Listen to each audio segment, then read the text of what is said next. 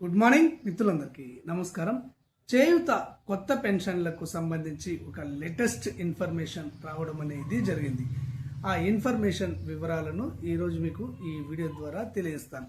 తెలంగాణ రాష్ట్రంలో ఆసరా పెన్షన్లకు సంబంధించి కానివ్వండి, ఇందిరమ్మ ఇండ్లకు సంబంధించి కానివ్వండి, డబుల్ బెడ్రూమ్ ఇండ్ల పంపిణీకి సంబంధించి కానివ్వండి, ఇక్కడ సబ్సిడీ రుణాలకు సంబంధించి కానివ్వండి, ఈ సంక్షేమ పథకాలకు సంబంధించి ఎలాంటి లేటెస్ట్ అప్డేట్ సమాచారము ప్రభుత్వం నుంచి వచ్చిన వెంటనే అంతర్నేత్ర ఛానల్ ఆ వివరాలను మీకు తెలియజేయడం అనేది జరుగుతుంది.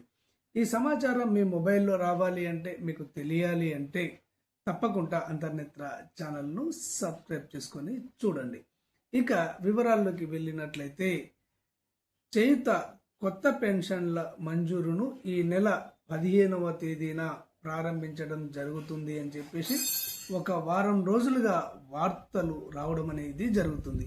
అన్ని పేపర్లో ఈ వార్తలు వచ్చాయి, టీవీ ఛానళ్లలో కూడా ఈ వార్తలు రావడం అనేది జరిగింది. సోషల్ మీడియాలో విస్తృతంగా ఈ కొత్త పెన్షన్ల గురించి వీడియోలు రూపొందించడం అనేది జరిగింది, పబ్లిష్ చేయడం అనేది కూడా జరిగింది. అయితే ఈ ఆగస్టు 15వ తేదీన కొత్త పెన్షన్ల మంజూరీకి ముందే పాత పెన్షన్లను కట్ చేయడం అనేది జరుగుతుంది. అంటే అనర్హులకు సంబంధించినటువంటి పాత పెన్షన్లను రద్దు చేయడం అనేది జరుగుతుంది అని చెప్పేసి ప్రభుత్వం నుంచి ఒక వార్త రావడం అనేది జరిగింది. అయితే ఇక్కడ ఇప్పటికే ఈ చేయూత పెన్షన్లు తీసుకుంటున్నటువంటి వారు తెలంగాణ రాష్ట్రంలో 41 లక్షల మంది ఉన్నారు. ఈ 41 లక్షల మందిలో దాదాపుగా 19,000 మంది బ్యాంకుల ద్వారా ఈ పెన్షన్లను తీసుకోవడం అనేది జరుగుతుంది. ఈ బ్యాంకుల ద్వారా పెన్షన్లు తీసుకుంటున్నటువంటి వారిలో చాలా మంది మరణించారు అని, ఇందులో చాలా మంది అనర్హులు ఉన్నారు అని చెప్పేసి ప్రభుత్వానికి అనేక ఫిర్యాదులు రావడం అనేది జరిగింది. ప్రభుత్వము ఈ బ్యాంకుల ద్వారా పెన్షన్లు తీసుకుంటున్నటువంటి వారిలోంచి అనర్హులను ఏరివేయడానికి లైవ్ ఐడెంటిఫికేషన్ అంటే ముఖ గుర్తింపు ద్వారా ఎంక్వైరీని జరిపించడం అనేది జరిగింది. ముందుగా కొన్ని ప్రాంతాలలోనే పైలట్ ప్రాజెక్టుగా తీసుకొని ఈ ఎంక్వైరీని చేశారు. ఆ తర్వాత పూర్తిగా రాష్ట్రం మొత్తంలో బ్యాంకుల ద్వారా పెన్షన్లు తీసుకుంటున్నటువంటి వారందరినీ కూడా లైవ్ ఐడెంటిఫికేషన్ ముఖ గుర్తింపు ద్వారా పరీక్షించడం అనేది జరిగింది, ఎంక్వైరీ చేయడం అనేది జరిగింది. ఈ ఎంక్వైరీలో ఒక సంచలనమైనటువంటి వార్తలు బయటికి రావడం అనేది జరిగింది. ఈ 19 లక్షల మందిలోనే ఇక్కడ 1,28,000 మంది అనర్హులు ఉన్నారు అని చెప్పేసి ప్రభుత్వం గుర్తించినట్టుగా మనకు వార్తలు వచ్చాయి. వాస్తవంగా ఈ 19 లక్షల మందిలో 90% మాత్రమే ఈ ముఖ గుర్తింపు పూర్తయింది. అంటే 17 లక్షల మందికి ఈ లైవ్ ఐడెంటిఫికేషన్ను పూర్తి చేశారు. ఈ 17 లక్షల మందిలోనే 1,28,000 మంది అనర్హులు ఉన్నారు అని ప్రభుత్వ అధికారులు తెలియజేస్తున్నారు. ఇంకా 2 లక్షల మందికి ఈ లైవ్ ఐడెంటిఫికేషన్ ముఖ గుర్తింపు పరీక్షలు నిర్వహించవలసి ఉంది, ఎంక్వైరీ చేయవలసి ఉంది.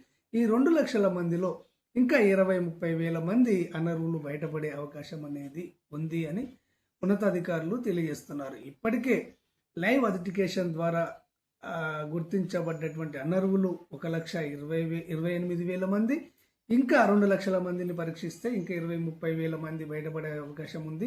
టోటల్గా 1,50,000 మంది ఈ బ్యాంకుల ద్వారా పెన్షన్ తీసుకుంటున్నటువంటి వారిలో అనర్హులు ఉన్నారు అని చెప్పేసి ప్రభుత్వ ఉన్నతాధికారులు తెలియజేయడం అనేది జరుగుతుంది.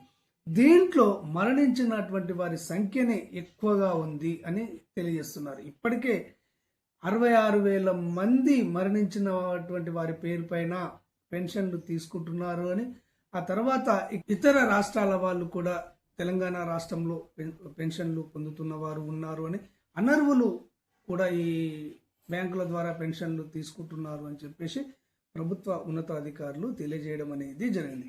వీరందరికీ సంబంధించినటువంటి డేటాను అంటే నివేదికను ప్రభుత్వ ఉన్నతాధికారులు తయారు చేసి ముఖ్యమంత్రి కార్యాలయానికి పంపించడం అనేది జరిగింది. అంటే సీఎంఓ కార్యాలయానికి పంపించారు అంటే సీఎం గారికి నివేదికను సమర్పించారు అని అర్థం. ఇక్కడ సీఎం గారు అనుమతించినటువంటి వెంటనే వీరి వివరాలన్నీ కూడా ఆన్లైన్లో నిక్షిప్తం చేయడం అనేది జరుగుతుంది. అంటే వీరు ఈ చేయుత పెన్షన్ పథకంలో పెన్షన్లు తీసుకుంటున్నారు, వీరు మరణించారు, వీరు అనర్హులు అని చెప్పేసి ఆన్లైన్లో పొందుపరచడం అనేది జరుగుతుంది. ఆ తర్వాత గ్రామ సభలు మరియు వార్డు సభల ద్వారా వీరి పేర్లను ప్రజలకు తెలియజేయడం అనేది జరుగుతుంది. నోటీస్ బోర్డులలో వీరి పేర్లను పెట్టడం అనేది జరుగుతుంది.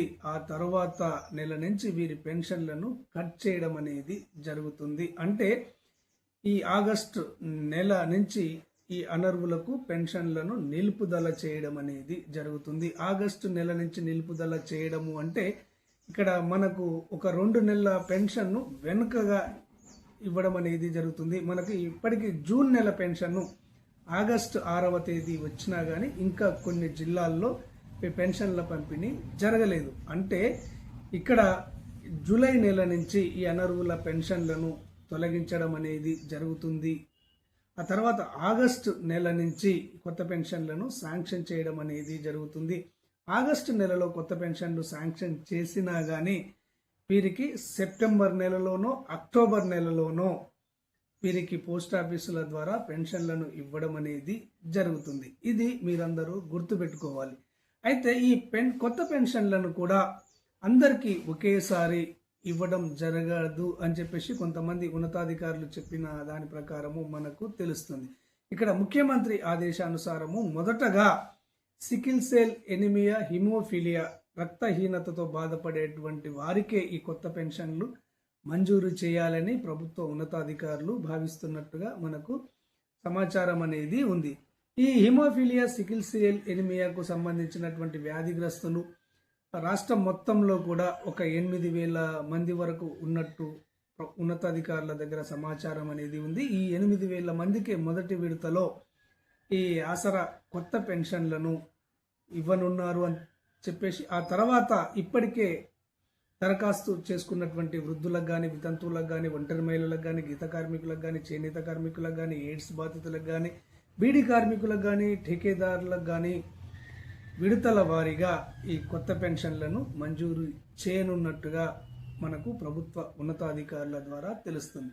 ఏది ఏమైనా కానీ ఇక్కడ ముఖ్యమంత్రి నోటి నుంచి కానివ్వండి, సంబంధిత మంత్రి సీతక్క నోటి నుంచి కానివ్వండి, లేదా పెన్షన్ డిపార్ట్మెంట్కు సంబంధించినటువంటి సెర్ప్ డిపార్ట్మెంట్ ఉన్నతాధికారుల నుంచి కానివ్వండి, లేదా వివిధ జిల్లాల్లోని ఏ జిల్లా కలెక్టర్ నుంచి కానివ్వండి, ఇతర మంత్రుల నుంచి కానివ్వండి, ఇలాంటి అధికారికమైనటువంటి సమాచారం అనేది ఈ కొత్త పెన్షన్ల పైన రావడం అనేది జరగలేదు.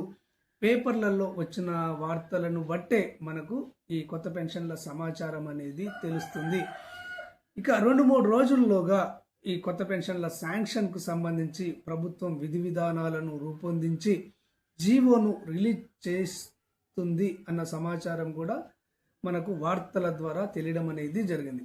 ప్రభుత్వం ఎప్పుడైతే ఈ విధి విధానాలను ఖరారు చేసి జీవోను రిలీజ్ చేస్తుందో ఆ జీవో వచ్చిన తర్వాతనే నిజమైన సమాచారం అనేది మనకు తెలుస్తుంది. ఈ కొత్త పెన్షన్లు ఎంతమందికి ఇవ్వనున్నారు, మొదట ఎవరికి ఇవ్వనున్నారు అన్న పూర్తి సమాచారం అనేది మనకు ఈ జీవో వచ్చిన తర్వాతనే తెలుస్తుంది. ఓకే ఫ్రెండ్స్, ఈ జీవో కోసము మనము ఎదురు చూడక తప్పదు. ప్రభుత్వం నుంచి ఈ జీవో వచ్చిన వెంటనే ఆ జీవోలో పేర్కొన్నటువంటి అంశాలను ఉన్నది ఉన్నట్టుగా అంతర్నేత్ర ఛానల్ మీకు తెలియజేయడం అనేది జరుగుతుంది. ఈ సమాచారం మీ మొబైల్లో రావాలి అంటే, మీకు తెలియాలి అంటే మళ్ళీ నేను చెప్పను, మీకు తెలుసు కదా. అంతర్నేత్ర ఛానల్ను ఆశీర్వదించండి, సబ్స్క్రైబ్ చేసుకోండి. ధన్యవాదాలు.